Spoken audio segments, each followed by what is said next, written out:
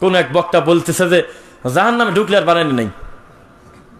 একটা কথা, এটা বিকৃত কথা হলো না? এটা কত রাসূলের সহিহ হাদিসকে কোরবানি করা হয় এই একটা নোংরা কথার দ্বারা। সি সি সি সি। কোন মুসলমান পাপ করলে শিরিক না করা পর্যন্ত, কুফরি না করা পর্যন্ত আমরা তাকে অমুসলিম মনে করি না, আমরা মনে করি মুসলমান, কিন্তু পাপী মুসলমান। কিন্তু ওরা কবিরা গুনাহগারীকে কাফের মনে করে। তাই তো কয় যে অমককে ধরো, অমককে মারো, অমকের মাথায় বাড়ি দাও, খালি তাকবীর দিয়ে খালি রাস্তা অবরোধ করে ফেলে, এখানে সেখানে আগুন জ্বালায় ফেলে নাকি? কিছুই উদ্ধার করতে পারে না, কিছু অ্যাকাউন্টে টাকা ঢোকে, খালি তাকবীর পায়, লোক জমায়, আর বাঙালিকে জমানোর জন্য ইসলামকে বিকৃত করা ছাড়া কোনো রাস্তাই নেই। প্লেন ভাবে কোরআন হাদিসের ওয়াজ করে যাবেন, আশকশ কোনো শব্দই পাবেন না। অকারণে একজনকে গালি দেন, ডক্টর জাকির নায়েক ইহুদির দালাল বলেন, একে কাফের বলেন, ওকে ধরো, ওকে মারো, 3টা হিন্দি গান নকল করে বাংলা বলেন, অকারণে মুনাজাতে খালি কাঁদেন, দেখবেন লোকজন বলবেন আহ। কাউকে খাটো করার জন্য বলতেছি না, কত বড় দুঃখে পরে এই কথা বলতেছি। গত কয়েকদিন আগে একটা জিনিস খুব ভাইরাল হয়েছে, মানে একটা বক্তা বলতেছে, মাওলা গো তুমি এই মাসেও তুমি আমাকে কতবার প্লেনে চড়াইলা মাওলা, এইটার সাথে কি সামনে থেকে আমিন বলার কিছু আছে? তাও কয় যে ও জোশে বলতেছে, আমি আপনাকে শোনাতে পারবো এখন, কিন্তু শোনাবো না। উনি বলতেছে, মাওলা আপগো এই মাসে আমি কতবার প্লেনে চললাম, সামনের লোকজন কয় কি দরদ। এই দরদ কেন আসে জানেন? এর হলে গাভীর সেনা দিয়ে সিঁড়ি ভিজি খাচ্ছে। আল্লাহর কসম, গাভীর সেনায় সিঁড়ি দিলে ভিজে যাবে, শিওর ভিজবে, শিওর। আবার টিউবওয়েলের স্বচ্ছ পানি দিয়ে ভেজালেও কিন্তু ভেজে যাবে। এবার আপনারা বলেন, ভেজাটাই কি আসল কথা, না কি দিয়ে ভেজাবো ওইটা আসল কথা? আপনি খালি ফকিরের কাছে টানি, পীরের কাছে টানি চলে যান, আর কোন যে ভালো কথাই তো কয়। মনে গেলে জাহান্নামের ভয় আসে, জান্নাতের আশা জাগে, আল্লাহর ভয় আসে, নামাজের কথা মনে আসে, রুকু সেজদাটা ঠিক করতে পারি, বাপ মার খেদমত করতে পারি, কত গুনাহ থেকে বাঁচলাম। দোষটা কি? গেলি তো মনই নরম হয়। আরে বাবা, গাভীর ছানা দিয়ে চিরিবি দেখা, নরম করার দায়িত্ব আমার না। নরম করবে হলে কোরআন এবং সহিহ হাদিস দিয়ে, নরম হয় হোক, না হলে জাহান্নামে যাক, আমার কি? নবীর ছেলে টিকতে পারে না, তুমি আছো পেশার নিয়ে যে ওখানে গেলে কত লোক নামাজি হয়, কত লোক সংখ্যা বাড়ে। সংখ্যা বাড়ানোর দায়িত্ব কোন মাখলুকের যদি থাকতো, তাহলে প্রথম থেকে আদম আলাইহিস সালাম থেকে একটা নবী টিকতে পারতো না। নাউজুবিল্লাহ। প্রত্যেকটা নবীর অনেক ক্ষেত্রে আমরা দেখি তার নিজের পরিবারটাকে দিন দিতে পারে নাই, কারণ এটা তাদের দুর্বলতা না, হেদায়েত তো দেয় আল্লাহ। আজকে কিন্তু সত্য কথা কিছু বলবো, যেটা ছিল ওইটা আমি কিছু রিডিং পড়ব, যেটা শুনতে শক্ত লাগলেও বাস্তবতা আসলেই তাই বলে। আজকে জুমার খুতবার শেষে মন্ডতোষ ফাতেমা হক জামে মসজিদে আরিফুল ইসলাম রাজা ভাইদের প্রতিষ্ঠানে খুতবার শেষের দিকে আমি একটা কথা বলতে গিয়ে সময় হয়ে গিয়েছিল। আমি তখন নিয়ত করেছিলাম ধারাবাহিকভাবে আজকে ব্যতিক্রম একটা বিষয় আপনাদের সামনে শো করব। সেটা হলো চিরদিনের জন্য যখন আমরা কবরে যাব, যাওয়ার আগেই আমার বড় ছেলেকে, আমার বড় মেয়েকে, আমার ছোট ছেলেকে, আমার ছোট ভাইকে, অথবা বাপকে, বাপের আগে মারা যেতে পারি না আমরা, বাপকেও বলা যেতে পারে, আব্বা আমার আগে আপনি মারা গেলেন তো গেলেন, সেটা ভিন্ন কথা। যদি আপনার আগে আমি মারা যাই, তাহলে আমার লাশটাকে কেন্দ্র করে বাংলাদেশি সিস্টেমে বেদাত শিরক আর করবেন না, করবেন হলো তরিকায় মুহাম্মদ সাল্লাল্লাহু আলাইহি ওয়াসাল্লামের নীতিতে আমার শেষ কর্ম করবেন। পারবেন ইনশাআল্লাহ? আজকে বাড়িতে গিয়ে কি কি করবেন এইটা আমরা আলোচনা করব, এই বিদাতের বিষয় ইনশাআল্লাহ। প্রথমে বলবেন যে আল্লাহ সুবহানাহু ওয়া তাআলার দাবি, কোরআন মাজিদ নাই এখানে না, আচ্ছা নাই, এটা টেনশন করার দরকার নেই, টেনশন করার দরকার নেই, থাক। আপনি বলবেন যে এমন একটা কিতাব পেয়েছি আমি মুসলমান হিসেবে, যার নাম হলো আল্লাহর কোরআন। সুবহানাল্লাহ। পৃথিবীর কোন কবি, কোন কবিতা জীবনে কোনোদিন কোরআন মাজিদের উপরে স্থান পাইছে? 36 নম্বর সূরা, সূরা ইয়াসিন 69 নম্বর আয়াত। আবার বলি, 36 নম্বর সূরা, সূরা ইয়াসিন 69 নম্বর আয়াতে আল্লাহ বলতেছে, ওমা আল্লামনাহু শি'রা ওয়া মা ইয়ামবাগি লাহু ইন হুয়া ইল্লা যিকরুন ওয়া কুরআনুম মুবিন। আল্লাহ বলতেছে এটা কোনো কবির কবিতা না, কবিতা আপনার জন্য শোভনীয় না, এটা হলো আমি আল্লাহর পক্ষ থেকে জিকির, উপদেশ। সুবহানাল্লাহ। এখানে জিকির মানে কি বলেন দেখি একসাথে? কোরআন। কিন্তু আপনি তো বুঝে নিয়েছেন জিকির মানে হলো খালি ইল্লাল্লাহ টান মারা। জিকির মানে হলো নফি ইসবাত না, কি কয়? কয় ভিতরে ভিতরে লা ইলাহা রাখি, উপর দিয়ে কলবে টান দিয়ে ইল্লাল্লাহ বলে দাও। কত খারাপ! অথচ জিকির মানে এখানে আল্লাহর কোরআন, বোঝা যাচ্ছে। আরেকটা দলিল, ইন্না নাহনু নাযালনা যিকরা ওয়া ইন্না লাহু লাহাফিজুন। জিকির মানে যদি আপনি হু হু কুকু ইল্লাল্লাহ যদি চূড়ান্ত করে নেন, তাহলে এখানে আল্লাহর কোরআনের এই আয়াতের অর্থ করতে হবে যে নিশ্চয় আমি ইল্লাল্লাহ জিকির তৈরি করেছি, এটার হেফাজতকারীও আমি আল্লাহ। নাউজুবিল্লাহ। কিন্তু আল্লাহ যেটা বোঝায়ছেন সেইটা যদি মুহাম্মদ সাল্লাল্লাহু আলাইহি ওয়াসাল্লামের মতো হুবহু বুঝতে চান, তাহলে আপনি বলতে বাধ্য কোরআন এসেছে আল্লাহর পক্ষ থেকে, কিয়ামত পর্যন্তের হেফাজতকারী হলো আমার আল্লাহ। মিলে গেল না? হুজুর বলতেছে যে মুহাম্মদুর রাসূলুল্লাহ সাল্লাল্লাহু আলাইহি ওয়াসাল্লাম আতি মুহাম্মাদানিল, বলেন দেখি একসাথে, আতি মুহাম্মাদানিল, পিছনের মার ভাইয়েরা বলেন, আতি মুহাম্মাদানিল ওয়াসিলাতা ওয়াল ফাদিলা। আছে নাকি? কিসের দোয়া? আজানের পরে পড়তে হয়, তার আগে কিছু নাই? দেখি কি আছে বলেন। না না না, ওইটা না, এই আজানের এই দোয়াটার আগে আর কিছু পড়া যায় কিনা সেটা বলেন। কি পড়তে হবে? মাশাআল্লাহ, আলহামদুলিল্লাহ, দরুদ। যদিও এই দরুদের দাম নাই, এখানে উঠে চলে গেছে। আজান শেষ সঙ্গে সঙ্গে জাতীয়ভাবে বলা হচ্ছে রেডিও টেলিভিশনে, আল্লাহুম্মা রাব্বা হাযিহিদ দাওয়াতিত তাম্মা। তবুও কিন্তু পূর্ণ ঠিক রাখে নাই। আল্লাহ রাসূল সাল্লাল্লাহু আলাইহি ওয়াসাল্লাম যেই বাক্যে আযানের জবাব দিয়েছে, বাঙালি হুজুরের সেটাকে যথেষ্ট মনে হলো না। তিনি অতিরিক্ত 2-3টা শব্দ বাড়তি করে ফেলেছে। একটার নাম হলো ওয়াদ-দারাজাতার রাফিআহ ওয়া বা'সু মাকামা মাহমুদানিল্লাযী ওয়া'আতা ওয়ারযুকনা শাফাআতাহু ইয়াউমাল কিয়ামা ইন্নাকা লা তুখলিফুল মিআদ। কারণ আমি তো বেশি বুজুর্গ, আমার তো এইটুক করলে আমি মুফতি, আমার কি থাকে? নাম বললে আপনি শিওরে যাবে গায়ের লোম। এত বড় মুফতি, তার বইতে লিখে রাখছে যে সকালে 1000 বার ইল্লাল্লাহ লা ইলাহা, রাত্রিবেলা ঘুমানোর আগে ইল্লাল্লাহ লা ইলাহা একবার। কত খারাপ! তা আমি যে বলি আপনারা শোনেন, আমি যদি এই হুজুরকে মার্ডার কেসের আসামির চাইতে বেশি পাপী বলে, আমার অপরাধটা কি বলেন আগে? যেই লোকটা গোটা কালেমাটাকে পরিবর্তন করে দিয়েছে, ওকে ছোট পাপী না বড় পাপী? আল্লাহর রাসূল সাল্লাল্লাহু আলাইহি ওয়াসাল্লাম তার জীবদ্দশায় কতবার যে বলেছে, লাকিনু মাউতাকুম লা ইলাহা ইল্লাল্লাহ কুলু লা ইলাহা ইল্লাল্লাহ তুফলিহুন। আবার পড়তেছে মান ক্বালা লা ইলাহা ইল্লাল্লাহ ফাদাখালাল জান্নাহ। আবার পড়তেছে আখিরুল কালাম লা ইলাহা ইল্লাল্লাহ ফাদাখালাল জান্নাহ। আছে নাকি? বারবার বলতেছে পুরা বাক্য লা ইলাহা ইল্লাল্লাহ যদি কেউ শেষ বাক্যে পড়ে, এটাই যদি তার আখিরুল কালাম হয়, তাহলে সে জান্নাতে যাবে ইনশাআল্লাহ। আবার বলতেছে কেউ যদি একবার কালেমা পড়ে লা ইলাহা ইল্লাল্লাহ, অন্তর থেকে যদি বিশ্বাস করে, তাহলে সে জান্নাতে যাবে ইনশাআল্লাহ। এই পুরা বাক্যটা উল্টায় দেশে মুফতি বলতেছে ইল্লাল্লাহটাকে একটু সিরিয়ালে আগে নিয়ে আসো, আর লা ইলাহা পরে দিয়ে 1000 বার পরে কবরে ঢোকো। বাংলাদেশে তার চাইতে বড় মুফতি মরে যাওয়ার আগ পর্যন্ত কেউ ছিল না। নাম বলেন না, মিডিয়া তুলে যাবে। কত খারাপ! যদি বলেন যে কেন, ওই যে আদম আলাইহিস সালামের প্রথম ছেলের মতো কামটা করছে। সূরা মায়েদা 5 নম্বর সূরা 27 নম্বর আয়াত। এত খারাপ!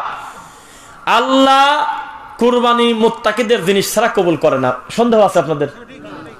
মুত্তাকিদের জিনিস ছাড়া কবুল আল্লাহ করে না। তাতে ছোট ভাইয়ের দোষ কি? ছোট ভাই মারি দিল, বড় ভাই মারি দিচ্ছে। ছোট ভাই মারা যাওয়ার আগে শেষ কথা বলেছিল, ক্বালা ইন্নামা ইয়াতাকাব্বালুল্লাহু মিনাল মুত্তাকিন। ভাই, আপনি যে কেবল বললেন লা আকতুলান্নাক, আমাকে মেরে দিবেন, আপনি আদমের ছেলে, আমিও আদমের ছেলে, এই একটা কথা বললেন।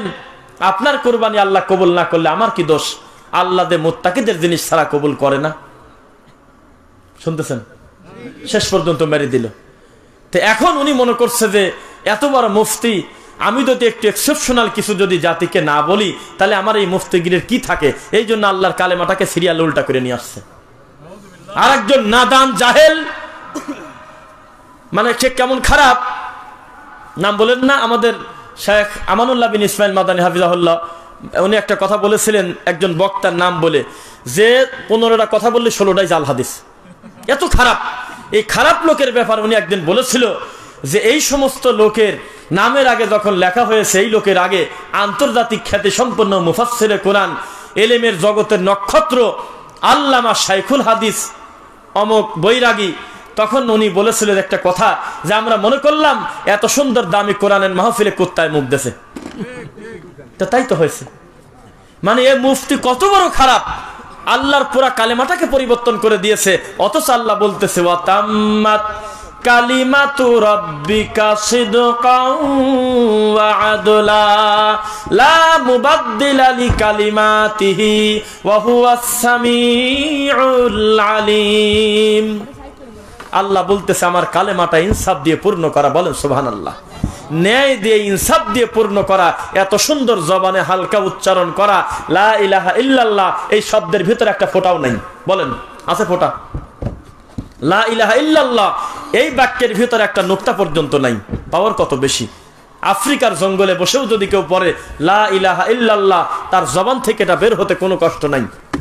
কিন্তু ওখানে বসে যদি সে 11 নম্বর মাখরাজ জিহ্বার আগা সামনে উপরে 2 দাঁতের আগার সঙ্গে লাগাইয়া জ জাল সা পড়তে যায়, অনেক ক্ষেত্রে কষ্ট আছে। সে যদি জিহ্বার মধ্যখান তার বরাবর উপরে তালুর সঙ্গে লাগাইয়া যদি পড়তে চায় জিম শিন ইয়া, কষ্ট আছে। সে যদি 7 নম্বর মাখরাজ দদ উচ্চারণ করতে যায়, কঠিন আছে। কিন্তু লা ইলাহা ইল্লাল্লাহ এমন একটা দামি শব্দ, এমন একটা সুন্দর কথা, এমন একটা সুন্দর বাক্য, যার ভেতরে আল্লাহ একটা ফোঁটা পর্যন্ত দেয় নাই। সুবহানাল্লাহ। জবানে উচ্চারণ করা এত সুন্দর, এই বাঙালি হুজুরের কাছে আল্লাহর কালেমাটা পর্যন্ত নিরাপদ না। এইটুক কাটি ভাগ করি, পুরা না পড়ি বলতেছে ইল্লাল্লাহ ইল্লাল্লাহ। যারা ইল্লাল্লাহ জিকির করে, আজকে আমি মাইকে বলি ওরা মানুষই না। হুজুর করবে বলতেছেন কেন আপনি? ও মানুষই না। যেমন আহলে কোরআনকে আমি বলেছি এরা হলে হিজরার চাইতে খারাপ। হিজরা কোনো দোষের কিছু না, যদি আল্লাহ তাকে ওইভাবে তৈরি করে রাখেন। কিন্তু একটা পুরুষ মানুষ হিজলা সাজলে যা হয়, আহলে কোরআন মানে হলে সেইটা। একটা হিন্দুর তার নিজস্ব আইডিওলজি আছে, একটা বৌদ্ধ হতে পারে তার ধর্ম আলাদা, কিন্তু সে ক্লিয়ার করে দিয়েছে মানুষের সামনে যে মানে সে কাকে, সে গৌতম বুদ্ধকে মানে। খ্রিস্টান এত খারাপ নীতি যে আল্লাহকে পর্যন্ত ছাড় দেয় নাই। আল্লাহর বউ বানাইছে মরিয়মের, আল্লাহর ছেলে বানাইছে ঈসাকে, নাউজুবিল্লাহ। সে পর্যন্ত ক্লিয়ার করে মানুষের সামনে বলছে। আর আহলে কোরআন এত বড় ফিতনা যে ও আপনাকে নবীর হাদিসই অস্বীকার করে ফেলছে, কয় হাদিসই বাদ, এক কথায় মোট বাদ দিয়ে দিয়েছে। অথচ হিন্দু সে জানে যে আমার এই মূর্তি পূজা আমার নিজের কিতাবেই নাই, তবুও সেটা ধরে রাখতেছে কিনা। তা আমার ইসলামের ভিতরে মুসলমান নামধারী বুজুর্গ কেবলা বাবা ধর্মের নামে যে সমস্ত মিথ্যা কথা জাল জয়ীফ হাদিস সমাজে প্রচলন করে দিয়েছে, এগুলো থাকার পরেও আমরা যদি অস্থির হয়ে যদি সহিহ হাদিসের উপর ইনকার করি, কষ্ট পেয়ে যদি হাদিসটাকেই ছেড়ে দেই, তাহলে দিনটাকে আমরা অস্বীকার করলাম না। তো এই রকম লোকও আছে কিনা? তা আমি যে কথা বলতেছিলাম, আমরা জিকির করব কি সকলে একসাথে গোল হয়ে বসে, না একা একা? ওয়াজকুর রাব্বাকা ফি নাফসিক, জিকির করতে হবে। আল্লাহ শিখায় দিচ্ছে মনে মনে। কিভাবে? মনে মনে, ভয় ভীতি নিয়ে বিনয়ের সাথে, উচ্চ আওয়াজে চিৎকার চেঁচামেচি করে নয়। কথা শুনতেছেন? ব্যাকে চলে যাই যেখানে ছিলাম, যে আমাদের বাঙালির কাছে কোনো কিছু অচল নাই, কাপড়ই পরে না সে লোকের কাছেও লোক আছে। এত খারাপ নীতি। শব্দ পরিবর্তন কি বোঝেন আপনারা? শব্দ পরিবর্তন একটা মারাত্মক ব্যাপার। ইসলামে একটা শব্দ পরিবর্তনের কারণে কুফরি হয়ে যেতে পারে, জানেন আপনি? একটা শব্দের কারণে একটা লোক ইমানদার হতে পারে, শব্দের কারণে কুফরি হতে পারে। কে বলেছে মুখের কথা সব না? মুখের কথা আমি আপনাকে রিডিং করে শোনাচ্ছি। ছেলে আর মেয়ে হাসতে হাসতে খালি বলে ফেলছে যে কবিলতু, আমি কবুল করলাম। 2 জন সাক্ষী শুনে ফেলছে, মেয়ের পিতা উপস্থিত আছে, বাপ মরে গেছে, চাচা শুনে ফেলছে, বিয়ে হয়ে গেছে। কি আর কি ঠাট্টার জিনিস? জবান দিয়েই তো কথা আসবে। ও কারণে হাসতে হাসতে বললেন যে গরুর দুধ হলো হারাম। ইমান অর্ধেক গেল না পুরাটা গেল? বুঝতেছেন নাকি? তার মানে আপনি হাসতেছেন না আর কি করতেছেন সেটা বড় কথা না। এই জন্যই আমরা একটু আগে আলোচনা করলাম, যারা ইসলামী নাটক বানায়, নাম দিয়েছে ইসলামী ড্রামা, ইসলামী নাটক, এমনিতে একটু দাড়ি টাড়ি সাদা বানায়। এক বন্ধু আর এক বন্ধু বলতেছে চাচা মেয়ে জি আপনার মেয়ের বলে বিয়ে, কয় হ, কত টাকা এই দিতে হবে যৌতুক? কয় বেটা খুব পর্তায় পাইছি, 1 লাখ টাকাই রাজি হয়ে গেছে। তো এই যে আপনি মিথ্যা কথা বলে আপনার ভাইকে যে চাচা বানালেন, এক্সট্রা দাড়ি লাগালেন বা নাই লাগালেন, আপনারা সত্যি করে বলেন তো, মজা করে কি মিথ্যা কথা বলা আমাদের ইসলামে জায়েজ আছে? এমনি আর কি করে আমি বাপকে একটা রং কথা বলে দিলাম আর বললাম যে আব্বা এটা আমার মনের কথা না, হইলো?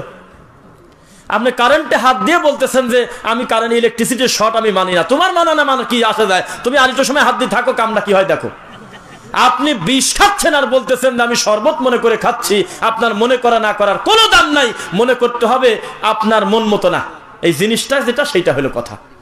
তেমনি একজন বিদাতি যতই সে নেক কর্ম মনে করে ভুল কাজটা করুক, যে মূল জিনিসটাই হলো বিষ। বিদাতের একটা শাব্দিক অর্থ হলো বিষ, বিষের চেয়ে খারাপ। যেই জিনিস মানুষের শরীর নষ্ট করে না, ঈমান নষ্ট করে দেয়। শরীর কিন্তু তরতাজা করে, বড় বড় নোট পায়, মুরগি, শরীর কিন্তু ভালো করে। বিদাতের শরীর ভালো করে, এই জন্য তো শরীর খালি কাঁপে।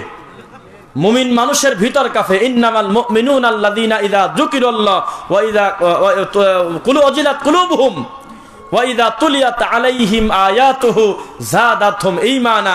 মুমিন হলো তারা যার সামনে আমার আল্লাহর আয়াতের কথা আসলেই তার ভিতরটা, কলিজাটা কাঁপে, অন্তরটা একদম ভীত হয়ে যায়। আর এই ভীতটা যার যত বেশি, তার ঈমানটা বেড়ে যায় তত বেশি। সুবহানাল্লাহ।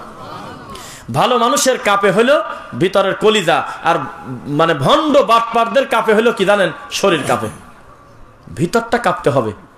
আল্লাহর আয়াতের কথা আসলে অন্তরটা নরম হয়ে যাবে।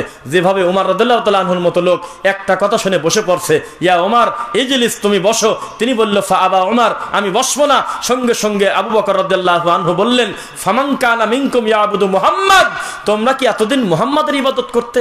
যদি করে থাকো তাহলে নিশ্চিত জানো আসলেই মুহাম্মদ নাই সাল্লাল্লাহু আলাইহি ওয়াসাল্লাম। ওয়ামান কানা মিনকুম ইয়াবুদুল্লাহ, আর যদি আল্লাহর ইবাদত করে থাকো তাহলে মুহাম্মদ সাল্লাল্লাহু আলাইহি ওয়াসাল্লাম মারা গেছে, কথাই ঠিক, তবে আল্লাহ মরে নাই। ফা ইন্নাল্লাহা হাইয়্যুন লা ইয়ামুত, তিনি চিরঞ্জীব, তার কোনো মৃত্যু নেই। সুবহানাল্লাহ। মুমিন যখন জিকির করবে, মুমিন যখন আল্লাহর আয়াতের কথা আসবে, ভিতরটা কাঁপবে। আর আমাদের দেশে শরীর কাঁপে, উপর দিক চলে যাচ্ছে, ডানে বামে যা ধরাধরি পড়ে যাচ্ছে, চুমি খাচ্ছে, কপাল ধরে টানতেছে, টুপি ফেলা দেয়। এই লজ্জা কোথায় রাখবেন? আপনারা চিন্তা করেন এক জিনিস, আমি চিন্তা করি এক জিনিস। এই বিদাতি হুজুরের কর্মকাণ্ড যদি কোনো হিন্দু দেখে, ও যদি মনে করছিল 7 দিন আগে যে ইসলাম তো ভালোই লাগে, তাহলে আমি একটু কালেমা পড়ে মুসলমান হব। হঠাৎ করে যদি এই সরমনার জিকির আর ড্যান্স যদি দেখে ফেলে, কমিউনিটির ধর্ম আমার দরকার নাই, 3 মাস পর নারকেল ফাটানি তো ভালো, ঝামেলা শেষ। এ কালেমা পড়লে খালি উপর দিকে ওঠে গে, খালি সামিয়ানা পাইকার। এই যে এই লোকটা নিরীহ মানুষ, এই লোকটা জিকির করাচ্ছে, একটা ভালো মানুষ ওয়াজ করে, এই লোকটাকে যা উল্টে ফেলা দিচ্ছে, এই লোকটাকে যা জামাটালি ছিঁড়ে ফেলে, মাইক খসায় দেয়, এইটা কোন ধর্ম? তাহলে তো পাগল না হলে তো এই ধর্মে আসা যায় না। নাউজুবিল্লাহ। আসলেই কি এটা ধর্ম? আমি রাত দিন চেষ্টা করি, আল্লাহ এই সমস্ত বিদাতির কর্মকাণ্ড, যারা হিন্দি গান নকল করে আপনার বাংলা গান করে করে ওয়াজ করে মানুষের সামনে, এই সমস্ত ক্লিপ যদি একটা খ্রিস্টান দেখে ফেলে, তাহলে তো আমাদের ধর্মকে নিয়ে আরো বেশি হাসাহাসি করবে। এ তো খারাপ, এর কোনো লজ্জা হয় না। মানুষের সামনে এসে এই কে কি বাজায়, কে কি বাজাচ্ছে, শব্দ করবেন না। তো এই বিদাতি হুজুরের এই কর্মকাণ্ড যদি কোনো অমুসলিম দেখে, ইসলামে আসার তার আর চান্সই থাকলো না। সে মনে করবে ইসলাম মনে হয় এরকমই। কথা কি বুঝছেন? আমি আমার নিজের জেলার মানুষদের খোলামেলাই বলি, মার পেট থেকে পড়ার পরে কিন্তু আমরা মুসলিম হিসেবে জন্ম এসেছি, জানেন আপনি? আমরা কিন্তু ফিতরাতের উপরে এসেছি। এই জন্য কোনো অমুসলিম যদি মুসলমান হয়, তাকে আমরা কোনোদিন আপনার কনভার্ট মুসলিম বলি না। তাকে আমরা কোনোদিন বলি না যে এই লোকটা পরিবর্তন হয়েছে। পরিবর্তন হয় নাই, মূলত আসলে ফিরে গেছে। আসলে যা ছিল আবার সে জায়গার জিনিস জায়গায় গেছে। এখানে বলতে হবে রিভার্টেড মুসলিম। বুঝতেছেন নাকি? আমরা মুসলিম হয়ে জন্ম নিয়েছি, তবে পরবর্তীতে আমাদের সঠিক দিন বুঝতে টাইম লাগে নাই। তার আগে কিন্তু বহু কৌতুক আমরা দেখছি, টুকুট কৌতুক, মজিবর, ভাদাইমা, হারুন কি অনিল এর আছে। আপনি এমন শোনার সব না আমি জানি, কোনো না কোনো ভাবে হয়তো আপনি এটা শুনে ফেলেছেন, দেখেছেন, বুঝেছেন ছোটবেলায়। যখন বোঝেন নাই, আমরা তো তখন দিন ঠিক পাই নাই, আমরা কিন্তু এই কৌতুকগুলো দেখেছি, দেখেন নাই? আল্লাহর কসম, এই সমস্ত কৌতুকালারা মিলে সবাই যদি চেষ্টা করে যে বিদাতি হুজুরের চাইতে বেশি মাঠ মজাবো, ওই বাপেরও ক্ষমতা নেই। কারণ ওই কৌতুক অভিনেতা যে পরিমাণ মানুষকে বিনোদিত করবে, তার চাইতে বেশি বিনোদিত করতেছে একটা টুপিওয়ালা হুজুর। এই জন্য ওর মাঠ ছাড়ি চলে দেওয়া লাগতেছে। আপনি এখনই নেটে টান দেন, হুজুরের ড্যান্স, হুজুরের জেকের, হুজুরের বাঁশবা, হুজুরের লাফালাফি, লিখে দেখেন ধর্মটাকে কিভাবে কলঙ্কিত করছে। এইরকম ড্যান্স, এইরকম লাভঝাপ পারা কোনো কৌতুক অভিনেতার বাবারও ক্ষমতা নেই। বুঝতেছেন না মনে হয়? তাহলে এই জন্য ওদের ভাত মারছে কিন্তু এই হুজুর। উনি এই হিন্দি গান নকল করা যখন শুরু করছে, তখন তারা দায়িত্ব ছেড়ে দিয়েছে। আমি যদি ভুল না করি, এখন কোনো কৌতুক অভিনেতার আর ভাত নাই, কারণ পুরা দায়িত্ব হুজুর বুঝে নেছে। 20,335 হাদিস আছে সহিহ আবু দাউদে, আল্লাহ রাসূল বলতেছে, আমি মারা যাচ্ছি, তবে সবচাইতে খারাপ জিনিস রাখি গেলাম হলে হুজুর মানুষে। এ কানা দাজ্জালের চাইতে খারাপ। এ হালালকে হারাম, হারামকে হালাল বলবে 300 টাকার বিনিময়ে। 1000 টাকা দিলে সারাদিন 5 কাজ করবে বিদাতি হুজুর, লজ্জা নেই। অথচ মুমিনের একটা পাওয়ার আছে কিনা? ইসলাম একজন মুমিনের প্রচন্ড পাওয়ার। একটা উদাহরণ দেখলাম এক জায়গায়, যে একটা মুসলমান সেজদা দিয়ে আছে, মুসলমানের ঘাড়ের উপরে হিন্দু পাও দিয়ে আছে, দেখেছেন? হিন্দুর ঘাড়ের উপরে বৌদ্ধ, বৌদ্ধর ঘাড়ের উপরে খ্রিস্টান, এইভাবে আছে। তো পরে সবচেয়ে উপরে সে বলতেছে আমার ভয় করতেছে। তো আপনি পাগল হয়েছেন নাকি? সবচাইতে বেটার পজিশনে আপনি আছেন, আপনার পায়ের নিচে দাঁড়ায় আছে হইল হিন্দু, বৌদ্ধ, মুসলিম, আপনি সবচাইতে বেশি উপরে। আমরা পেশারে আছি আপনার পায়ের চাপে। বলে যে না, আমি তোমাদের দুইজনের চিন্তা করতেছি না, তারও নিচে যে আছে আমি তার চিন্তা করতেছি। ও যদি একবার সেজদা তোলে, ও যদি ওর নিজের পরিচয় একবার ঠিক পাওয়া যায়, তাহলে আমাদের 3 জনের উল্টে ফেলা দিবি। কথা বলছেন? মানে মুসলমান কিন্তু ছাগলের সাথে পানি খাচ্ছে, মূলত সে বাঘের মতো হওয়ার কথা। বোঝা যাচ্ছে? সে ছাগলের সাথে পানি খাচ্ছে। কে কি বলতেছে? ফেলফেল করে বাড়ি বাড়ি বেড়াচ্ছে। তো সন্তানকে কি উপদেশ দিবেন, এইটা খুব ইন্টারেস্টিং হবে দিনের কারণে। এইটা আমরা শুরুতে বলি। আজকে বাড়িতে বলবেন আব্বা আমার আগে যদি আপনি মারা যান, তাহলে ইনশাল্লাহ সুন্নাহ মোতাবেক আপনাকে আমি দাফন করার চেষ্টা করব, বলেন ইনশাল্লাহ।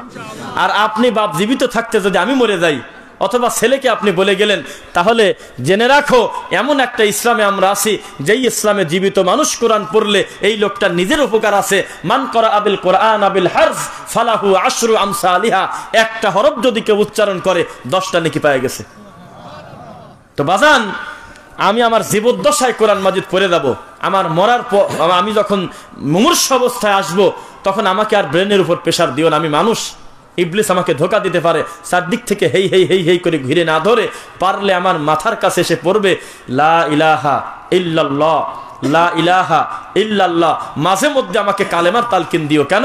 এই তালকিন দিতে শিখাইছে হলো মুহাম্মদুর রাসূলুল্লাহ সাল্লাল্লাহু আলাইহি ওয়াসাল্লাম। আর সকলে মিলে গোল হয়ে কোরআন তেলাওয়াত করা, মজমা আয়োজন করা, খেজুরের বিচি গোনা, বুট ছোলা ছিটায় দেওয়া, এইটা শেখায় দিয়েছে হলো ইবলিস, শয়তান। তো বাজান, আমাকে তুমি অতিরঞ্জিত রং ঢং করে আমার ইমান নষ্ট করো না। আমার মাথার কাছে শুধু লাক্কিনু মাউতাকুম লা ইলাহা ইল্লাল্লাহ ফাদাখালাল জান্নাহ, আল্লাহ রাসূল যেটা বলছে ওইটাই তুমি বলো, তার নাম হলো লা ইলাহা ইল্লাল্লাহ। আর এটা বানাইছে বিক্রি করা দুয়া। গেটে যদি কেউ লা ইলাহা ইল্লাল্লাহ বলে, তাহলে আমরা বুঝবো যে কিছু চাবিরা আছে। কি এটা কষ্ট না কন্ত? ফকির শেষে সরাসরি বলবে আমি অভাবগ্রস্ত, কি আমার খাবার দরকার, আমার কিছু খাবার দেন। ও জিকির করে কি কামে? কোন লজ্জা? ও জিকির করতেছে সে, আপনিও তার সামনে দেয়া বলতেছেন মাফ করো। কি পাপ করছেন আপনি ওর কাছে? ওই হাত ধরি বা এমনি বলতেছেন মাফ করো, এটা কোন হিসাব? কোন মানুষ যদি সুস্থ হোক, অসুস্থ হোক, প্রতিবন্ধী হোক, যাই হোক, আপনার দরজার সামনে যেই লোকটা হাত পাচ্ছে সে আসলেই অসহায়। উপস্থিত যা পারেন তাকে দিয়ে দেন, পারবেন তো ইনশাল্লাহ? আর যদি খালি কয় মাফ করেন মাফ করেন, আপনি দরজা খুলেই বলতেছেন মাফ করেন, নিশ্চিত থাকেন ইনশাল্লাহ আপনি মারা যাওয়ার পর আপনার ছেলে দরজা খোলার আগেই বলবে যে মাফ করেন। আপনি তো দরজাটা খুলি তারপরে বলেন যে মাফ করেন, দরজা খোলার আগেই জিকির করতে করতে যাবে মাফ করেন মাফ করেন মাফ করেন। সন্তানকে যা শিক্ষা দিবেন সেটাই পাবে ইনশাল্লাহ। সঠিক শিক্ষা দিবেন তো? কথা বোঝা যাচ্ছে ইনশাল্লাহ? আপনি যেটা শিক্ষা দিবেন সেটা পাবেন। কেন? আপনি যদি সন্তানটাকে শিক্ষা দিতেন, মানুষ আসলে কোনোদিন ফেরত দেওয়া যায় না, মুসাফির আসলে কোনোদিন খালি হাতে দিতে হয় না, মেহমান আসলে তাকে কথা বলে না, মেহমান আসলে তাকে অনার করতে হয়, সম্মান করতে হয়, খাবার দিতে হয়। তাহলে আপনার বাসা থেকে আপনি মরার পরে একটা ফকির ভিক্ষা ছাড়া ফিরত না, একটা অসহায় মানুষ 2টা টাকা না নিয়ে বাসা থেকে যেত না। নিজের আত্মই হয়ে যায়। কোনোদিন বলি না, আজকে বলি একটা কথা। আমি আমার বাসা থেকে যেই করতে আসে চেষ্টা করি কম বেশি দেওয়ার, বাসায়ও তাই বলা আছে। একদিন ওর আম্মু হয়তো ব্যস্ত আছে, আমার ছোট মেয়ে 3 বছর বয়স, ও করছে কি বিছানার নিচে টাকা বার করে ওই টাকা দিতে গেছে। এখন উনি তখন বলছে যে কি বলতে, আমি তো ফকির না, আমি হলে ময়লার বিল নিতে আসছি, ঢাকাতে তো ময়লার বিল, পানির বিল এগুলো আছে। মানে ও মনে করছে দরজা টুকালেই অপরিচিত লোকের কিছু দিতে হয়, এটা একটা গতি বানায় নিয়েছে। বালিশের নিচে টাকা টানি বের করি 50 টাকা নিয়ে যায়, ওই ময়লার কাছে দিচ্ছে। তখন উনি মনে করছে যে এইটা মনে হয় তাহলে হয়তো ময়লার বিলই, কে 5 টাকা কম ক্যাব, 55 টাকা না 60 টাকা, এটা এরকম মনে করছে। পরবর্তীতে আমরা এটা বুঝতে পারলাম যে দরজা টুকাইছে যেহেতু, আর ফেস দেখে ফেলছে যেহেতু আমাদের পরিচিত কেউ না, তাহলে একে টাকা দিতে হবে, যা টাকা দিচ্ছে। তা আপনি যদি ছোটবেলা থেকে সন্তানকে সুশিক্ষা না দিয়ে যান তাহলে কি পরিস্থিতি হবে এটা কি আর বোঝার দরকার আছে? তাহলে সন্তানকে কি বলবেন যে আমি মরার পর 12টা খতমের নিচে আমাকে দাফন করো না, নাকি বলবেন যে খালি পড়বে লা ইলাহা ইল্লাল্লাহ মরার আগে? পারবেন ইনশাআল্লাহ? তারপরে বলবেন শকুন থেকে সাবধান, আমার চোখ বন্ধ করার পর শকুন থেকে সাবধান। আগে গরু ছাগল মারা গেলে দাফন করার পানি টানি চারদিক কি একটু ডাঙা পেলে মানুষ রেখে আসতো, শকুন রেডি হয়ে আছে। এই শকুন থেকে সাবধান। যারা মানুষ মারা গেলে দোয়া করা বাদ দিয়ে বিজনেস করে, এই ভণ্ড মৌলবী থেকে সাবধান। উনি কিন্তু রেডি হয়ে বসে আছে যে আপনার আব্বা আমার কত মহাব্বাতের, আমাকে দেখলে জড়ায় ধরতো, আমাকে কত ভালোবাসতো, আমি 5টা খতম দেব, তার মানে হলে টাকার চাচ্ছে। এইভাবে আপনাকে পাম দিচ্ছে। এই শকুন থেকে সাবধান। যেই শকুন মানুষ মারা গেলে আল্লাহু মাগফিরলাহু ওয়ারহামুহুর পাওয়ার জানে না, গোটা কোরআন নিয়ে গোল হয়ে মরা মানুষের কাছে বসে, তাকে থেকে সাবধান, শকুন থেকে সাবধান। তারপরে বলবেন আমাকে যখন অনেক কাজকর্ম আছে, আমাকে যখন চিরদিনের জন্য রাখা হবে কবরে, তার আগে যে আমার জানাজা হবে, আমার লাশকে সামনে রেখে অতিরঞ্জিত রংঢং করবে না। আর আমি মারা যাওয়ার পর মাইকিনে সারা দেশের কাছে চিৎকার চেঁচামেচি করে মাইকিন করবে না। পারবেন ইনশাল্লাহ? খুব কঠিন ভাবে বলা অমকের অমক, অমক বংশের বড় ছেলের মেজো ছেলের নাতির ছেলের বেটার বড় অমক, অমকের বাড়ির কাছে অমক বংশের লোক, এইটা বলা মানে মৃত্যুটাকে আপনি স্বাভাবিক নিতে চাচ্ছেন না। আল্লাহর সিদ্ধান্ত আপনি মানেন না। আমার লাশটা আমি যখন চোখ বন্ধ হয়ে যাবে, মারা যাব, খবরদার সন্তান সন্ততি তোমরা কেউ কেঁদো না। আল মাইয়িতু ইউআযাবু বিমা নিহা আলাই, মৃত্যুর জন্য যদি কেউ বিলাপ করে, বুক থাপড়ায় চুল ছেড়ে লাভ দিয়ে পড়ে, গড়াগড়ি পারে, তাহলে মাইয়েতের আযাব দেওয়া হয়। তোমরা তা করো না। তোমরা ধৈর্য ধরে তোমরা মনে করবে আমি আমি আবার কে? মুহাম্মদুর রাসূলুল্লাহ সাল্লাল্লাহু আলাইহি ওয়াসাল্লাম তো দুনিয়াতে নাই। ইন্নাকা মাইয়িতুন ওয়া ইন্নাহুম মাইয়িতুন, তিনিও মারা গিয়েছেন, অন্য নবীরাও মারা গিয়েছে, সবাইকে চলে যেতে হবে। তোমরা আমাকে বলবে আল্লাহ আমার আব্বাকে তুমি ক্ষমা করো এবং আমার আব্বার প্রতি দয়া করো আল্লাহ। কথা বুঝছেন নাকি? আর তোমরা যদি চিৎকার করে গলা ধরে ধরে পড়ে যাও, বুক থাপড়াও, চুল ছেড়ো, তাহলে তোমরা কুফরি করলে, আল্লাহর সিদ্ধান্তকে তোমরা মানলে না। মাইকিনে অস্থিরতা করবে না। তারপরে আমার লাশ সামনে রেখে 1.5 ঘন্টা রোদের ভিতরে মুসলমানের দাঁড় করায় বক্তৃতাও দিও না। 2টা কথা বলবে, আমার আব্বা মানুষ, সামাজিকভাবে মানুষ হিসেবে চলতে গিয়ে যদি কোনো ঋণ পাওনার কোনো বিষয় থাকে, উপস্থিত আপনারা বললে আমরা দিয়ে দেব, না হয়তো জানাজার পরে আমাদের কাছে আসবেন, তার বড় সন্তান হিসেবে আমি দায়িত্ব নিলাম, ইনশাল্লাহ আমি দিয়ে দেব। বুঝতেছেন নাকি? এইটা হলো কথা। বাদ বাকি কত ভালো লোক ছিল গো, একসাথে 20 বছর চাকরি করছি, এই লোক যে আমার কত মোহাব্বতের, খালি কাঁদতেছে আর চালিয়ে চলে যাচ্ছে 1.5 ঘন্টা। এই কাজটা করো না, আমার লাশটা দ্রুত দিয়ে আসবে। রাসূল বলেছেন মরা মানুষ যখন একটা মানুষ মারা যায় তাড়াতাড়ি কবরে ঢোকাও। কেন? ও যদি খারাপ হয় তো ভেজাল সরাও তাড়াতাড়ি, ওর প্রতিক্রিয়া থেকে মানুষকে বাঁচাও। আর ও যদি ভালো হয় তো ভালো মানুষটাকে তুমি এই জায়গা রাখছো কেন? তাড়াতাড়ি জান্নাতের জায়গা জান্নাতে দিয়ে দাও। সুন্দর মানুষের সুন্দর ঠিকানা আখিরাতের জীবনে ঢুকায় দাও। ওকে তোমরা বিনা কারণে ঘোরাচ্ছ কেন? লাশ 2 দিন বলি রাখি করছে যে এই লাশের বড় ছেলের মেয়ের নাতির দোস্ত আসে নাই, তাই কত কিছু কাণ্ড কারখানা করতেছে। অথচ আল্লাহর নবী সাল্লাল্লাহু আলাইহি ওয়াসাল্লাম যখন মারা যান তখন কার কোলে মাথা ছিল বলেন দেখি? আপনি কি বুঝলাম না কথাটা। আপনি ঢাকা পিজি হাসপাতালে আপনি মারা যাচ্ছেন, অথচ 3 দিন 2 দিন পর লাশকে কত কিছু কাণ্ড করে একটা ব্যক্তির জন্য উপস্থিত রাখতে হচ্ছে। এটা কি শরীয়তের নিয়ম? তারপরে বলবেন শক্ত কথা, আমাকে যখন কবরে রাখা হবে তখন আমার শেষ জীবনের সালাত তোমরা পড়বে, আমার তার নাম হলো সালাতুল জানাজা। এই সালাতে অন্তত সূরা ফাতিহাটা রাখো। বোঝা গেল না? সূরা ফাতিহাটা ঠিক রাখো। 1 ঘন্টা বক্তব্য দিতে কষ্ট হয় না। উপজেলা চেয়ারম্যান মেম্বার অমক তমক খাটো করতেছে না কাউকে, যারা আসে তাদেরকে একটু সময় দেয়, না দিলে তারা তো জোর করে বক্তব্য দেয় না। সম্মান দেখাতে গিয়ে 1 ঘন্টা বক্তব্য চলে, আর সূরা ফাতিহা এত বড় একটা খারাপ জিনিস এই মরা মানুষের কবরে যাচ্ছে না। এর তাকদীরের শেষ শব্দটা আল্লাহর সূরা ফাতিহা হচ্ছে না। তা আমার কপালে যেন সূরা ফাতিহা জোটে, সূরা ফাতিহা বলে তোমরা আমাকে কবরস্থ করবে। পারবেন ইনশাআল্লাহ? তারপরে বলবেন মিনহা, সারা জীবন যথেষ্ট হয়ে গেছে, আমার কবরে মাটি হবে হলো বিসমিল্লাহ বলে। কি হবে? বুঝতেছেন নাকি? আরে লজ্জার কথা, দলিল দিতে না পারি আমাকে ট্রেনের ভিতরে বলতেছে যে কি সুন্দর মিলে যাচ্ছে। মিনহা খালাকনাকুম ওয়া ফিহা নুঈদুকুম ওয়া মিনহা নুখরিজুকুম তারাতান উখরা, এখান থেকে তোমাকে তৈরি করা হয়েছে, এখানে আবার রেখে গেলাম, এখান থেকে আবার তোমাকে পুনরায় তোলা হবে। তা আমি বললাম যে সুম্মা ইউমীতুকুম সুম্মা ইউহয়িকুম সুম্মা ইলাইহি তুরজাউন, এটাও তো মিলে যাচ্ছে, এটা তো পড়ো না। মিলে গেলেই সেটা শুরু করে দেওয়া লাগবে। এটা তো ওদের কথা যারা কোরআন মাজিদের যেখান থেকে যা পায় তা নিয়ে এসে জিকির শুরু করে দেয়, কিন্তু ফেরাউনের নাম নেয় না। কোরআনে যা আছে, যেমন একটা লোককে ইল্লাল্লাহ জিকিরে নিষেধ করলেন, সবচাইতে বড় হুজুর, ওরে কপাল খারাপ। আমরা কি বলবো, এরা এত অসুস্থ। এই লোকটা মারা যাওয়ার আগে বলছে, যারা ইল্লাল্লাহ জিকিরকে নাজায়েজ মনে করে আমরা তাদেরকে আলেমই মনে করিনি। এ কত বড় কপাল পোড়া কোন।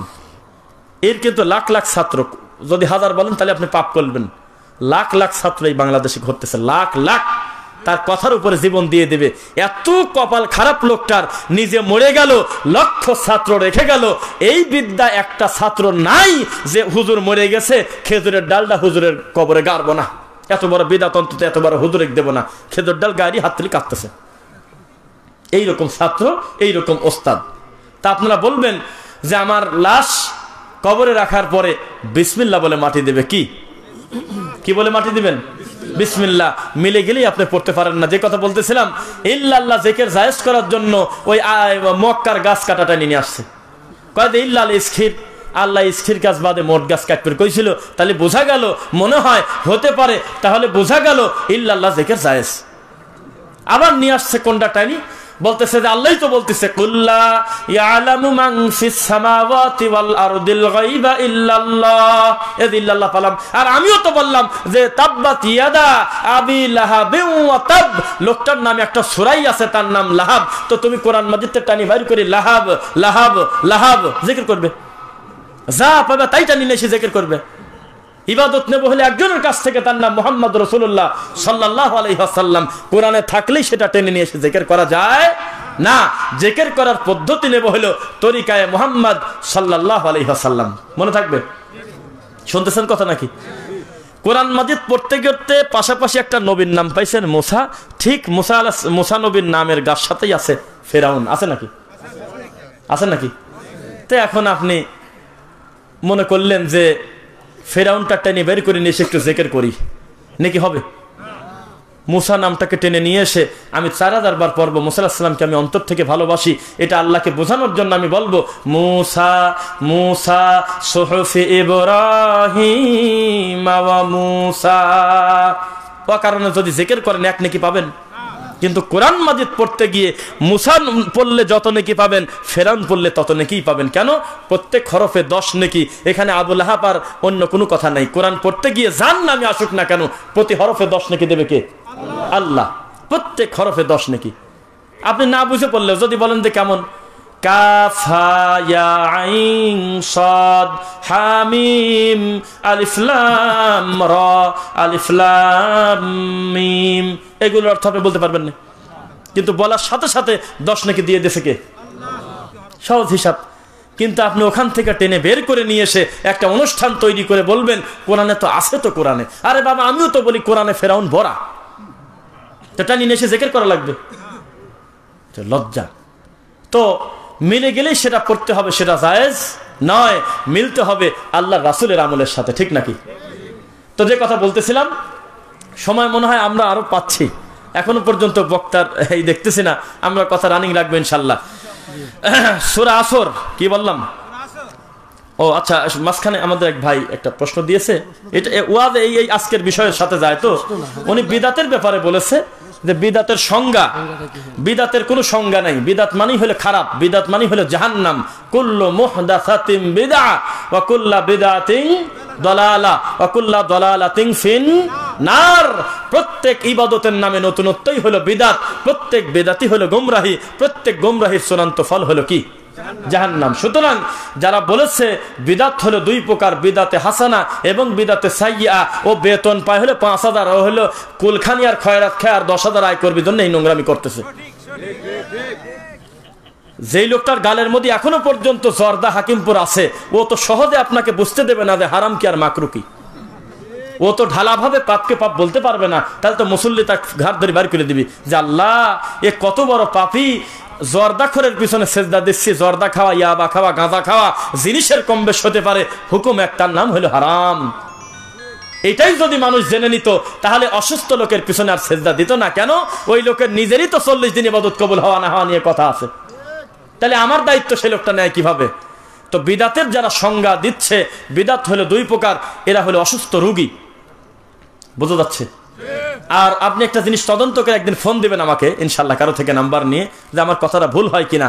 আমাদের দেশে যারা সঠিক দিন ধর্ম মানার কারণে আমাদের দিনী ভাইদেরকে মারে, গালি দেয়, ঘর থেকে বের করে দেয়, চায়ের দোকানে অকথ্য ভাষায় গালি দেয়, আল্লাহর ঘর পর্যন্ত ভেঙে দেয়, এর মূল হোতা, এর ডিরেকশন যিনি দেন, এই লোকটার তদন্ত নিয়ে দেখেন, বেশিরভাগ ক্ষেত্রে আপনি পাবেন নয় ওর গালের মধ্যে এখনো জর্দা আর নয় তাবিজের ব্যাপারী।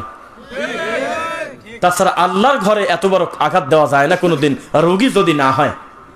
আমরা জামিয়া সালাফিয়াতে আলোচনা করেছি একটা পয়েন্ট, যে বিদাতের কোনো লজ্জা থাকে না। এমনি যেটা খারাপ মানুষকে বলতেছে, মাওলা গো, ও মাওলা আমার কত ভালোবাসতো, মাওলা, মাওলা কত ভালো মানুষ, জীবনে কোনো ভুল কাজ করে নাই, মিথ্যা কথা। কারণ এগুলো না বললে যদি সত্যটা বলে দেয়, আল্লাহ লোকটা আলেম বিদ্বেষী ছিল, আল্লাহ কবরে যেহেতু একবার গেছে তুমি দেখে দিও গো মাওলা, তাহলে কি আর ওই মিলাদের মুনাজাতের শেষে ওই বড় ছেলে 1000 টাকা নিয়ে আসে? ও মুনাজাতে খালি কয় কি, রাস্তায় যখন আমাকে দেখতো আমাকে জড়া ধরতো, আমাকে না রেখে কিছু খাতো না, এইগুলি বলতেছে। তার মানে ওই বাড়ির ছেলে মনে করে আমরা থাকি সারা বছর ঢাকা, তাহলে আমার আব্বার তো অত্যন্ত পছন্দের লোক ছিল, তাহলে খয়রাত কুলখানি যাই হোক এই বিচারাকে ডিলারশিপ দেওয়া লাগবে, যত কুরিয়ার সার্ভিসের দায়িত্ব তোকে দেওয়া লাগবে, ডেলিভারি সিস্টেম আছে তো হুজুরের কাছে আছে। আপনি বলতেছেন যে জোহরের আজান পর এখনো আধা ঘন্টা বাকি, 2 খতম না, যদি একটু কষ্ট করে আরেকটা খতম দিতেন টাকা একটু ধরে দিতাম। তো বলতেছে কোনো সমস্যা নেই, তো আমার তো 18 পারা আগে পড়াই আছে, আর বাকি 12 পারা একটু মারিয়ে দিচ্ছি 10 মিনিটে, তারপর শেষ হয়ে যাবে। তোর 18 পারা পড়া আছে, তো এই মরা লোকের লাভ কি? এ কোন লজ্জা? তো ইসলামে এমন কুরিয়ার সার্ভিসের কাজ নাই। ইসলাম পরিশ্রমী লোক পছন্দ করে, ও কারণে বসে থাকা লোক হলে খারাপ। নিজে কোরআন পড়তে হবে, তাহলে কোরআন থেকে বরকত পাওয়া যায়। তাবিজের ব্যাপারেরও দলিল আছে, আপনি জানেন না? তাই সূরা বানী ইসরাইল কয় কি, ওয়া নুনাজ্জিলু মিনাল কুরআনি মা হুয়া শিফা ওয়া রাহমাতুল লিল মুমিনিন। নিশ্চয় এই কোরআনটা আমি নাজিল করেছি মুমিনদের জন্য শেফা হিসেবে, নাকি? এখন এই কথা বলি এমন একটা ভাব করে মনে হয় যে আমি কোরআন নাজিল করছি কাটি প্যাকেট করি বাচ্চার গলায় ঝুলি দেওয়ার জন্য। কেন শেফা তৈরি করছে এটা বুঝবো কিভাবে? যখন আমি কোরআন নিজে পড়বো, সূরা বাকারার শেষ 2 আয়াত আমি পড়বো, সূরা ফালাক নাস আমি পড়বো, ইখলাস আমি পড়বো, আয়াতুল কুরসি আমি পড়বো, সূরা মুলক আমি পড়বো, সূরা ফাতিহা আমি পড়বো, তখন আমি আল্লাহর দয়া পাবো ইনশাআল্লাহ। কিন্তু আর একজন পরে আমার কাছে ডেলিভারি ছেড়ে দিচ্ছে কুরিয়ার সার্ভিস করে, এটার সাথে কি সম্পর্ক আছে?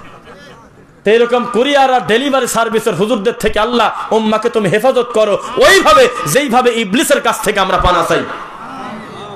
বুঝতেছেন নাকি? বিদাতি হুজুর মার্ডার কেসের আসামির চেয়ে খারাপ। আল্লাহর কসম, একটা গ্রামে যদি কোনো হত্যাকারী লোক থাকে, অন্তত হুজুর মানুষের সাথে, নামাজি মানুষের সাথে বেয়াদবি করে না, কারণ ও জানে আমি খারাপ, কিন্তু এই লোকটা তো ভালো, এই হাজির বেটা তো ভালো লোক, এ তো সুদ ঘুষ খায় না, উনি ভালো। বরং একটা পাপিষ্ট খুব খারাপ লোকও যখন একটা সালাতি মানুষ দেখে, একটু বিনয়ের সাথে একটু নরম হয়ে যায়, যে হাজির বেটা দেখে ফেলছে সিগারেট খাচ্ছে, এখনো পর্যন্ত তার হাতে সিগারেট। কি ব্যাপার, কথা বলেন কেন? এখনো পর্যন্ত তার হাতে সিগারেট, কিন্তু যখন একটা আলেম মানুষকে দেখে, একটা হুজুর মানুষকে দেখে, একটা হাজি মানুষকে দেখে, একটা নামাজি মানুষকে দেখে, সিগারেট কিন্তু ঘুরিয়ে দেয়, এমন ভাবে হাতের ভিতরে করে যেন সামনের লোকটা বুঝতে না পারে যে ওই হাতে এখনো সিগারেট আছে। আর বিদাতি এত খারাপ, ওই ভালো মানুষ দেখলে আরো রেগে যায়, এর কোন লজ্জা টজ্জা নাই। মানে মার্ডার কেসের আসামি পর্যন্ত মূল্যায়ন করে একটা লোককে, যে না এই লোকটা নামাজ পড়ে, আমার চেয়ে অন্তত ভালো। কিন্তু বিদাতি হুজুর রাত দিন রাসূলের অপমান করে, আর সবচেয়ে বেশি সুন্নাতের পর আমল করে, উইক দেখলি খালি রাগে, অথচ লোক তো ওই ভালো, কিন্তু উইক দেখলেও রাগ করতেছে, তাহলে পাপিও বেশি না? এরপরে বলবেন, আমাকে যখন লাশটা কবরে রাখা হবে, তখন তোমরা দিন নাই রাত নাই, নট অনলি ফিক্সড, যে কোনো নির্দিষ্ট সময়, শুক্র শনি রবি নাই, যখন সুযোগ পাবে তুমি তোমার গতিতে গিয়ে আমার কবরে হাত তুলে দোয়া করে আসবে। বুঝতেছেন? শেষ রাত্রে তুমি বলবে রব্বির হামহুমা কামা রব্বায়ানি সগীরা, একা একা পার্সোনালি অন্তর থেকে আল্লাহকে কিছু বলবে, আচ্ছা, মানুষের ভিতর থেকে কি একটা ভালো বউ চাওয়া যায়? সবার সামনে মোনাজাত করি, এটা হুজুর বলতেছে, আল্লাহ মওলা পাক গো, আমাকে 1 সপ্তাহের ভিতরে একটা সুন্দরী স্ত্রী দিও গো মওলা। এটা লজ্জা লজ্জা লাগে না? কিন্তু আল্লাহর কাছে বলতে লজ্জা আছে? শেষ রাত্রে সেজদা দিয়ে রাতের 3 ভাগের 2 ভাগ যখন পার হয়, তখন আপনি রাত্রে 1000 বারও যদি আল্লাহকে বলেন যে আল্লাহ আমার মন চাচ্ছে তুমি সুন্দরী একটা আমলদার স্ত্রী তুমি আমাকে দিও, আল্লাহ দোষ আছে? এটা কি রাগের কিছু? কিন্তু লোকজনের সামনে সপ্তাহ চাওয়া যায়। রিলিফের কাজ পর্যন্ত চান, অভাবে মরতেছেন, চেয়ারম্যানের কাছে যান না, চেয়ারম্যানের কাছে লোকজন আছে সেজন্য যাচ্ছেন না, খালি আশায় বসে আছেন 2 দিন যা ফিরে আসেন, যে লোকজন যখন খালি হবে তখন চেয়ারম্যানেরা হাত খান ধরবো। আছে নাকি? মানুষজনের সামনে গেলে একটু চক্ষু লজ্জা করে, এত লোকের সামনে আমি রিলিফের কার্ড বিধবা ভাতাটা চাই কোন জ্ঞানে? এই যদি দুনিয়ার মানুষের কথা হয়, তাহলে আল্লাহর কাছে শেষ রাতে বান্দার চাওয়ার যে জিনিস, ওই জিনিস কি খোলা মাঠে সকলকে মিলে আখেরি মোনাজাতে চাওয়া যায়? হ্যাঁ, চাওয়া চলে? তাহলে আমাদের সূচনাটাই তো আমরা মিথ্যা এবং রং জিনিসের উপরে আমরা করতেছি। কথা বুঝছেন? ও আচ্ছা আচ্ছা, ঠিক আছে, আলহামদুলিল্লাহ। আমরা আরো কথা শুনবে, একটু দেখে আপনারা একটু সজাগ আছেন কিনা। লিল্লাহি তাকবীর, লিল্লাহি তাকবীর। মাঝে মাঝে একটু লিল্লাহ দেই, নারায় এটাকে কোরবানি করার জন্য। এবি খালি কয় নারায় তাকবীর, অথচ নার মানে কি? জাহান্নাম। নার মানে আগুন। কেউ কেউ ব্যাখ্যা দিচ্ছে, বা একজন হুজুর বলতেছে যে আমরা কি নারায় বলি নাকি? আমরা বলি নারায়ে তাকবীর। ওই হাজার হাজার তাকবীর নিয়ে আসি, দেখেন তো আইনটাকে আইনের গতিতে উচ্চারণ করলো কবে? নারায়ে তাকবীর বলে ওই বাপদাদার সম্পত্তি টানি চলে যাচ্ছে। স্পষ্ট মুমিনের মুখে আল্লাহর নাম আসবে, তার নাম হইল লিল্লাহি তাকবীর। কষ্ট আছে? আল্লাহর নাম মুখে নিতে মুমিন লজ্জা পায়। 60 মণ ধান এত পরিদ্ধি কাটছে, কষ্ট করে শুকায়ছে, বস্তায় ভরলো, সব গোলায় তুললো, 3 বার সিদ্ধ করে খাইলো, কপাল পরে এখন আলহামদুলিল্লাহ বলতে ভুলে গেছে। ও খেয়ালে করে নাই যে কাটার সমাপ্তি শুরু করা লাগতো। আল্লাহ তোমার শুকরিয়া, তুমি আমার এই শস্যটা দিয়েছো, না দিলে কিছুই করার ছিল না। মানুষ ঠাটা করে মরে যাচ্ছে, আর তুমি চাইলেই তো আমার এই খেতে ফসল নাও দিতে পারতে, তুমি তো দিয়েছো, আলহামদুলিল্লাহ। ও খালি আগের বছর আর পরের বছর হিসাব করতে করতে খেয়ালই নাই কখন দিন মরে গেছে। আছে কিনা? ইন্নাল ইনসানা লিরাব্বিহি লাকানুদ। আল্লাহ বলতেছে নিশ্চয় মানুষ বড় নিমক হারাম, অকৃতজ্ঞ। ওয়া ইন্নাহু আলা যালিকা লাশাহিদ। তারা যে নিমক হারাম, অকৃতজ্ঞ, এই ব্যাপারে তারা নিজেরাই সাক্ষী। কেন করে? ওয়া ইন্নাহু লিহুব্বিল খাইরি লাশাদীদ। একটু বেশি পাওয়ার আশায়, বেশি কল্যাণের আশায় আমার নিমক হারামি তারা করে। বলেন নাউজুবিল্লাহ। আফালা ইয়ালামু ইযা বু'সিরা মা ফিল কুবুর। অথচ তারা জানে না আমার কবর একদিন বমি করে সবকিছু বের করে দেবে, কবরের ভিতরে যা আছে। ওয়া হুসিলা মা ফিস সুদূর। এখনো আমার বান্দা জানে না যে তার অন্তরে এক কথা, বাইরে এক কথা দুনিয়াতে বলতেছে, অথচ আমার সামনে কলবে যা আছে ভিতরে সব ফাঁস করে দেব। আল্লাহ সেই দিন আমাদের গোপন গুনাহকে তুমি ক্ষমা করে দিও আল্লাহ। মানুষের সামনে আমাদের পাপ দেখতে দিও না। যেভাবে দুনিয়াতে আমরা মিশে আছি, পাপী আর ভালো মানুষ কেউ পার্থক্য করতে পারতেছে না। আল্লাহ যেদিন তুমি ঘোষণা দেবে সূরা ইয়াসিন, ওয়ামতাজুল ইয়াউমা আইয়ুহাল মুজরিমুন, বেঈমানরা সিরিয়াল আলাদা কাতার দিয়ে দাও। বেঈমানরা আমাদের মুমিনদের চেয়ারে বসো না। আল্লাহ এত বড় কঠিন শব্দের ভিতরে আমাদেরকে তুমি ফেলে না গো আল্লাহ, আমাদের মুমিনদের সিরিয়ালে রাখো। বলেন আমিন। মুমিন হতে গেলে কর্ম হলো 2টা। ইন্নাল্লাযীনা, নিশ্চয়ই যারা, আমানু, ঈমান আনে, ঈমান আনে তো বলছেন, ওয়া আমিলুস সালিহাত, এবং যারা আমলে সলে করে, কানাত লাহুম জান্নাতুল ফিরদাউসি নুজুলা, তাদের জন্য প্রস্তুত করা হয়েছে জান্নাতুল ফিরদাউস। সুবহানাল্লাহ। খালিদিনা ফিহা, চিরদিন সেখানে তারা থাকবে, বের হওয়া নাই। কোন এক বক্তা বলতেছে যে জাহান্নামে ঢুকলে আর বানানি নাই। একটা কথা, এটা বিকৃত কথা হলো না? এটা কত রাসূলের সহিহ হাদিসকে কোরবানি করা হয় এই একটা নোংরা কথার দ্বারা। সি সি সি সি। কোন মুসলমান পাপ করলে শিরিক না করা পর্যন্ত, কুফরি না করা পর্যন্ত আমরা তাকে অমুসলিম মনে করি না, আমরা মনে করি মুসলমান, কিন্তু পাপী মুসলমান। কিন্তু ওরা কবিরা গুনাহগারীকে কাফের মনে করে। তাই তো কয় অমককে ধরো, অমককে মারো, অমকের মাথায় বাড়ি দাও, খালি তাকবীর দিয়ে খালি রাস্তা অবরোধ করে ফেলে। এখানে সেখানে আগুন জ্বালায় ফেলে নাকি? কিছুই উদ্ধার করতে পারে না, কিছু অ্যাকাউন্টে টাকা ঢোকে খালি, তাকবীর পায়, লোক জমায়, আর বাঙালিকে জমানোর জন্য ইসলামকে বিকৃত করা ছাড়া কোনো রাস্তাই নেই। প্লেন ভাবে কোরআন হাদিসের ওয়াজ করে যাবেন, আশকশ কোনো শব্দই পাবেন না।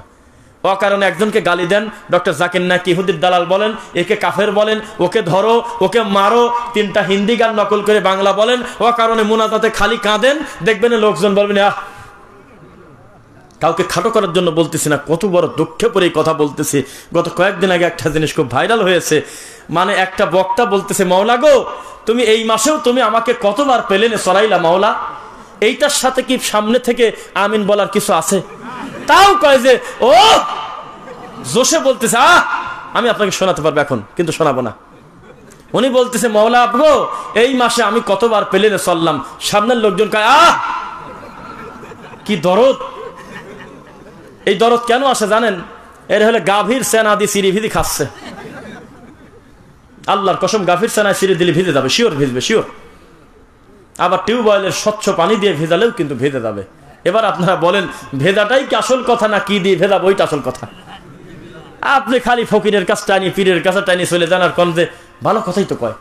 মনে গেলে জাহান্নামের ভয় আসে, জান্নাতের আশা জাগে, আল্লাহর ভয় আসে, নামাজের কথা মনে আসে, রুকু সেজদাটা ঠিক করতে পারি, বাপ মার খেদমত করতে পারি, কত গুনাহ থেকে বাঁচলাম। দোষটা কি? গেলি তো মনই নরম হয়। আরে বাবা, গাভীর ছানা দিয়ে চিরিবিদি খা। নরম করার দায়িত্ব আমার না, নরম করবে হলে কোরআন এবং সহিহ হাদিস দিয়ে। নরম হয় হোক, না হলে জাহান্নামে যাক, আমার কি? নবীর ছেলে টিকতে পারে না, তুমি আছো পেশার নিয়ে যে ওখানে গেলে কত লোক নামাজি হয়, কত লোক সংখ্যা বাড়ে। সংখ্যা বাড়ানোর দায়িত্ব কোন মাখলুকের যদি থাকতো, তাহলে প্রথম থেকে আদম আলাইহিস সালাম থেকে একটা নবী টিকতে পারতো না। নাউজুবিল্লাহ।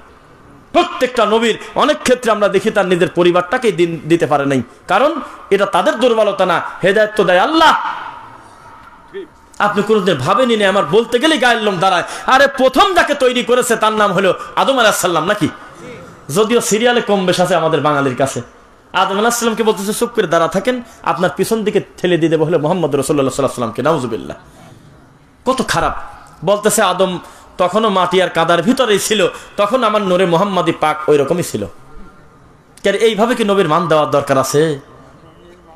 এইভাবে কি নবীর মান দেয়? এই মিথ্যা কথা রাসূলের উপর অপবাদ দিয়ে। আবার বানায়ছে আরবি ওয়াস, আরবিটা বলে দেই। কুনতু নাবিয়্যান আদামু বাইনাল মাই ওয়াত তিন। আদম তখনও মাটি আর কাদার ভিতরেই ছিল, তখনও নূরে মুহাম্মাদি ছিল। আপনি তো বলতেছেন নাউজুবিল্লাহ, জোশের ঠেলায় সুবহানাল্লাহ বলে কাঁদি পড়ে যাচ্ছে সব, যে কি শোনাইলা বাবা, আমার নবী সোনার নবী এইরকম জিনিস। এইভাবে তাকে মান দিচ্ছে। জি না, পৃথিবীর গতিতে থাকবে, প্রধান বক্তা সবার শেষে আসবে, এটাই হলো তার মান মর্যাদা। জহরের সময় আসি বসে আছে। আল্লাহ রাসূলকে আল্লাহ মান দিচ্ছে, গোটা পৃথিবীটাকে সাজায়, বলতেছে গোটা পৃথিবীর, গোটা ক্লাসের, গোটা প্রতিষ্ঠানের প্রিন্সিপাল হলো মুহাম্মদ রাসূলুল্লাহ সাল্লাল্লাহু আলাইহি ওয়াসাল্লাম। আপনি খালি বলতেছেন যে আগেও ছিল, কাঁদতে বলছিল যে মুহাম্মদের উসিলা ক্ষমা করো আল্লাহ। এটা বলার কোনো দরকার আছে? আল্লাহ তার রাসূলকে যে মান দিয়েছে, কিয়ামত পর্যন্ত এই মান ক্ষুণ্ণ কেউ করতে পারবে না। বলেন আলহামদুলিল্লাহ। অথচ হুজুরের পেট ভরে না, হুজুর সিরিয়ালের কম বেশ করে বলতেছে প্রথম হলো মুহাম্মদ রাসূলুল্লাহ সাল্লাল্লাহু আলাইহি ওয়াসাল্লাম। আবার বলতেছে যে লাউলা কালামা খলাকতুল আফলাক, ও সোনার নবী তোমাকে তৈরি না করলে তো পৃথিবী তৈরি হতো না। কত আবেগ, কত জোশ। যেই লোকটা আল্লাহ নবী সাল্লাল্লাহু আলাইহি সাল্লামকে গাছের সাথে বাঁধেছে, তোফাজ্জল বৈরাগী শুরু করছে, বাদ বাকি সবাই বলে অনেকেই। এই ওয়াজ শুনে আমাদের বাঙালির পুরুষ নারীর, মহিলা পুরুষের যত চোখের পানি ঝরছে, আর কোন ওয়াজে এত চোখের পানি ঝরছে আমাদের জানা নাই। খালি কাছে আর ওই হরিণের মালিককে গালিছে, এই কি তুই কি একটা মানুষ? তো মানে মনে হচ্ছে দড়ির ফালি পাটা দিছিস তুই কি একটা মানুষ? তুই আমার সোনার নবীর গাছের সাথে বাইরে থলি। তার মানে সোনার নবীর মান দিচ্ছে। যে পশুর দরদে আল্লাহর নবী বলল আমাকে গাছের কাছে বাইরে রাখো, এই অবলা বাচ্চাটাকে ছাড়ি দাও, তার মা দুধ খেয়ে আসুক। নাকি কি বলি, এই হরিণীকে ছাড়ি দাও, বাচ্চাকে দুধ খাওয়াই আসুক, তাই না? ও মনে করতেছে আমি আমার নবী বড় করে দিলাম। তুই নবীর বড় করার কে? বড় করেছে বলে আল্লাহ। তিনি বলতেছে আমার নবীর চাইতে দামি চরিত্রের অধিকারী কেউ নাই। সুবহানাল্লাহ। তিনি বলতেছে ওমা আরসালনাকা ইল্লা রাহমাতাল লিল আলামিন। তিনি বলতেছে আতিউল্লাহ আতিউর রাসূল। তিনি বলতেছে মা আতাকুমুর রাসূল ফাখুযু ওয়া মা নাহাকুম আনহু ফান্তাহু। তিনি বলতেছে ইন্নাকা লাআলা খুলুকিন আযীম, তিনি বলতেছে লাকাদ কানা লাকুম ফি রাসূলিল্লাহি উসওয়াতুন হাসানা। তুমি কে? মিথ্যা কথা বলে হরিণের গাছের সাথে বাঁধার দরকারটা কি?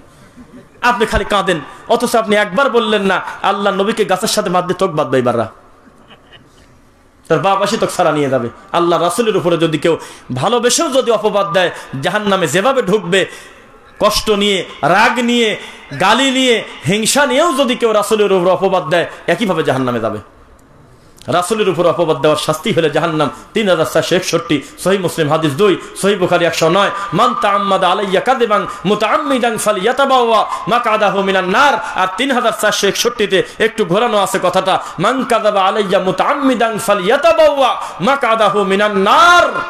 109। কেউ যদি রাসূলের উপরে মিথ্যা অপবাদ দেয় তাহলে তার ঠিকানা একটাই, জাহান্নাম। দুনিয়াতে জীবিত আছে কথা ঠিক আছে, কিন্তু জাহান্নামে তার জন্য ঘর তৈরি হয়ে গেছে। আল্লাহর কসম, রাসূলের উপর অপবাদ দেওয়ার ক্ষেত্রে হিন্দু, বৌদ্ধ, খ্রিস্টান, অমুসলিম সকল মানুষের চাইতে টুপিওয়ালা হুজুর আর দাড়িওয়ালা মুসলমান নামধারী লোকের সংখ্যা বেশি।